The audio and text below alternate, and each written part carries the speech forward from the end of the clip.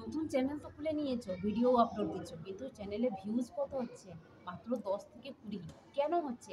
এর প্রধান কারণ হলো বেশ কয়েকটা ইম্পর্টেন্ট সেটিংস।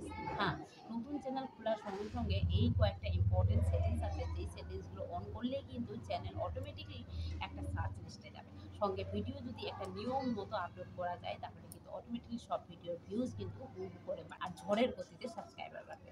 কি কি সেটিংস, এই সেটিংসগুলো কি করবে? হ্যাঁ, তোমরা অনেকেই ভাবছো যে এই সেটিংসগুলো অন করার জন্য হয়তো কম্পিউটার বা ল্যাপটপের দরকার, বা কোনো একটা সাইবারকে বেঁচে যেতে হবে না, কোনো কোথাও যেতে হবে না। তার জন্য শুধু তোমার এই সিম্পল হাতের ফোনটাই দরকার।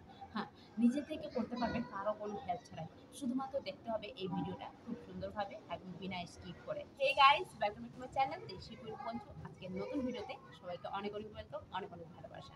হ্যাঁ, আজকের ভিডিওটা কিন্তু বেশ হেল্পফুল হতে চলেছে, তো কেউ স্কিপ করে দেখো না, অবশ্যই মন দিয়ে দেখো।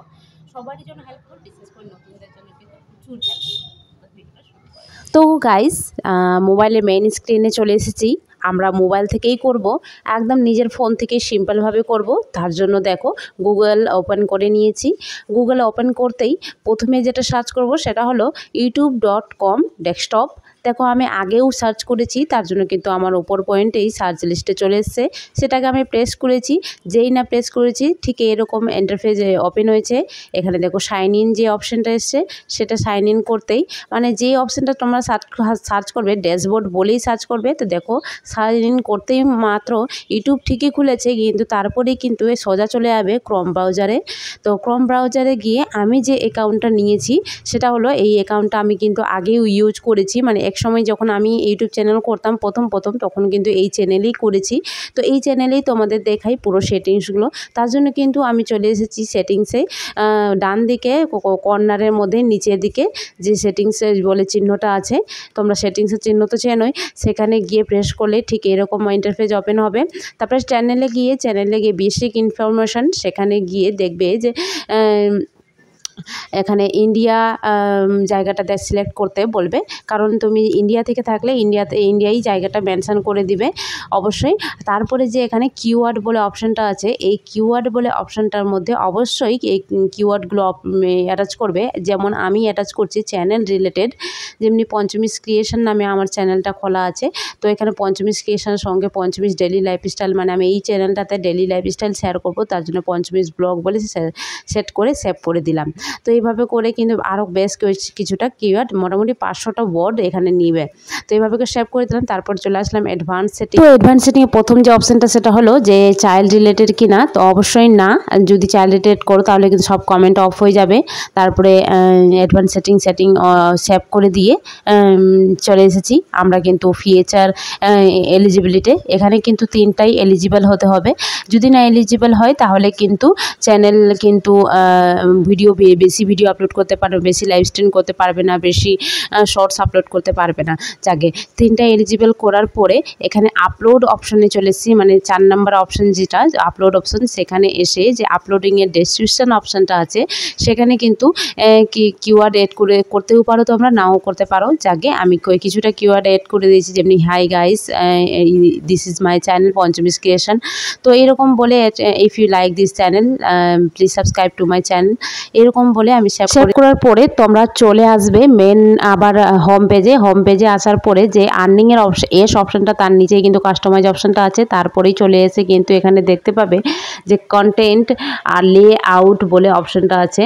তো এই লেআউট অপশানের কাছে এখানে কিন্তু বেশ কিছু জিনিস সেট আপ করতে, সঙ্গে ব্র্যান্ডিংও সেট আপ করতে হয়, সঙ্গে কিন্তু এখানে বেসিক ইনফরমেশন সেট আপ করে রাখতে হয়। যেই সেটিংগুলো সেট আপ করে রাখলে কিন্তু চ্যানেল অটোমেটিকলি একটা সার্চ লিস্টে পৌঁছে যায়।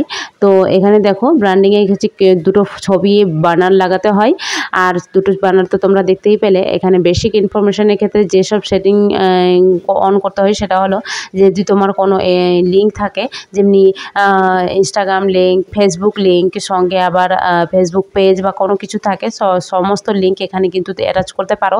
এর মাধ্যমে কিন্তু খুব সহজেই যে কোনো ইউজাররা এসে তোমার চ্যানেলের সঙ্গে সঙ্গে অন্যান্য যে পেজ আছে, ফেসবুক আইডি আছে, সেখানেও কানেক্ট করে রাখতে পারবে। তো এভাবে করে কিন্তু সব লিঙ্কগুলো অ্যাটাচ করে দিলাম আমি এক করে। এইভাবে কিন্তু অন্যান্য লিঙ্কগুলো অ্যাটাচ করে রাখতে পারবে তোমরা ইজিলিভাবে।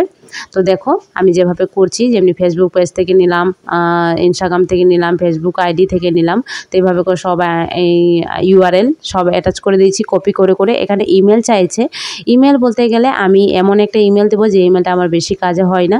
যাকে এইভাবে ইমেল সেট আপ করে কিন্তু আমি দেখো বেশ করে পাবলিশ করে দিলাম। বাম দিকে কর্নারের মধ্যে যে পাবলিশ অপশানটা সে থেকে পাবলিশ করে দিয়েছি। তো তোমরা বুঝতেই পারলে এই কয়েকটা সেটিংস যেগুলো অন করলে কিন্তু ইজিলিভাবে চ্যানেল সেট আপ হয়ে যায়। তো তোমরা দেখতেই পেলে যে এই কয়েকটা সেটিংসগুলো কিন্তু মোস্ট ইম্পর্টেন্ট খুবই।